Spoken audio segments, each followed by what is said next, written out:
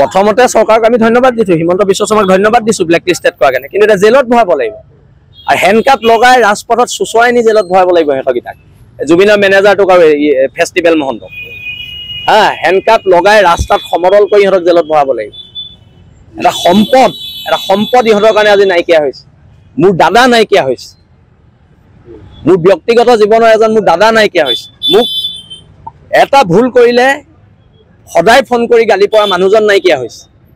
আমাৰ অন্তৰত যিটো ক্ষোভ আছে, মোক বিশৃংখল বুলি মতা মানুহজন আজি নাই, মোক বিশৃংখল ঐ কি খবৰ বুলি কোৱা মানুহজন নাই, তোৰ উৎপাত বেছি হৈছে নি বুলি কোৱা মানুহজন নাই। তাৰ বিৰুদ্ধে আমি প্ৰতিবাদ হ'ব আৰু অসমৰ জনতাই যিটো বিচাৰিছে চৰকাৰে দিব লাগিব। জনগণে চৰকাৰ বনাইছে, জনতাই বিচাৰিছে ইহঁতৰ দুটাক হেণ্ডকাপ লগাই ৰাস্তাত চুচৰাই নি জেলত ভৰাই দিয়া, কৰিব লাগিব চৰকাৰে।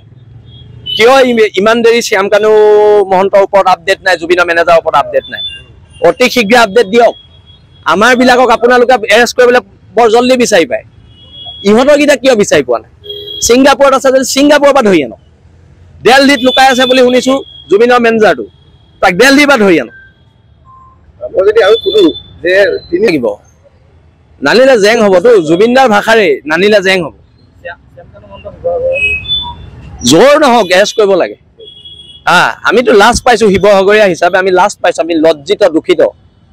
আপুনি যিহেতু দেউতা চেঞ্জাৰ লগত মোৰ যোগাযোগ নাই, মোৰ অকল জুবিনদাৰ লগত ভাল, জুবিনদাৰ লগত ভাল, জয়ন্তদাৰ লগত ভাল। মই মেনেজাৰটোক মই চিনিও নাপাওঁ আৰু মই তাক দেখাও নাই। মই জুবিনদাৰ ঘৰলৈ যিমানবাৰ গৈছো মই তাক এদিনো দেখা নাই। কিন্তু এতিয়া কথাটো আছে, আচলতে আমাৰ আগত আহিবলৈ সাহস নকৰেতো একো মানুহে। কোনো অধিবক্তাই ৰক্ষণাবেক্ষণ নিদিব, আৰু দিলে আপোনালোকক ইতিহাসে ক্ষমা নকৰিব, আপোনালোকক অসমৰ যুৱ প্ৰজন্মই ক্ষমা নকৰিব, অসমৰ প্ৰত্যেকটো প্ৰজন্মই আপোনালোকক ক্ষমা নকৰিব। প্ৰথমতে চৰকাৰক আমি ধন্যবাদ দিছো, হিমন্ত বিশ্ব শৰ্মাক ধন্যবাদ দিছো ব্লেক লিষ্টেড কৰাৰ কাৰণে, কিন্তু এটা জেলত ভৰাব লাগিব আৰু হেণ্ডকাপ লগাই ৰাজপথত চুচৰাই নি জেলত ভৰাব লাগিব সিহঁতকেইটাক, জুবিনৰ মেনেজাৰটোক আৰু ফেষ্টিভেল মহন্তক হেণ্ডকাপ লগাই ৰাস্তাত সমদল কৰি সিহঁতক জেলত ভৰাব লাগিব। এটা সম্পদ ইহঁতৰ কাৰণে আজি নাইকিয়া হৈছে। মোৰ দাদা নাইকিয়া হৈছে, মোৰ ব্যক্তিগত জীৱনৰ এজন মোৰ দাদা নাইকিয়া হৈছে। মোক এটা ভুল কৰিলে সদায় ফোন কৰি গালি পৰা মানুহজন নাইকিয়া হৈছে। আমাৰ অন্তৰত যিটো ক্ষোভ আছে, মোক বিশৃংখল বুলি মতা মানুহজন আজি নাই, মোক বিশৃংখল ঐ কি খবৰ বুলি কোৱা মানুহজন নাই, তোৰ উৎপাত বেছি হৈছে নি বুলি কোৱা মানুহজন নাই। তাৰ বিৰুদ্ধে আমি প্ৰতিবাদ হ'ব আৰু অসমৰ জনতাই যিটো বিচাৰিছে চৰকাৰে দিব লাগিব। জনগণে চৰকাৰ বনাইছে, জনতাই বিচাৰিছে ইহঁতৰ দুটাক হেণ্ডকাপ লগাই ৰাস্তাত চুচৰাই নি জেলত ভৰাই দিয়া, কৰিব লাগিব চৰকাৰে। কিয় ইমান দেৰি শ্যামকানু মহন্তৰ ওপৰত আপডেট নাই, জুবিনৰ মেনেজাৰৰ ওপৰত আপডেট নাই? অতি শীঘ্ৰে আপডেট দিয়ক।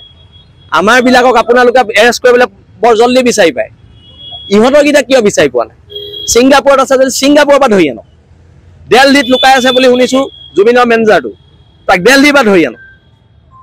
মই যদি আৰু সুধো যে লাগিব নানিলে জেং হ'বতো, জুবিনদাৰ ভাষাৰে নানিলে জেং হ'ব।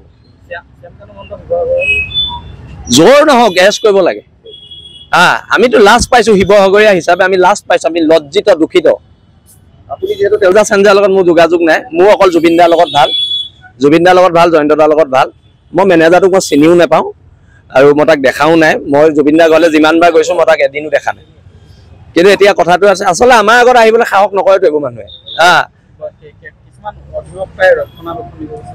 কোনো অধিবক্তাই ৰক্ষণাবেক্ষণ নিদিব, আৰু দিলে আপোনালোকক ইতিহাসে ক্ষমা নকৰিব, আপোনালোকক অসমৰ যুৱ প্ৰজন্মই ক্ষমা নকৰিব, অসমৰ প্ৰত্যেকটো প্ৰজন্মই আপোনালোকক ক্ষমা নকৰিব।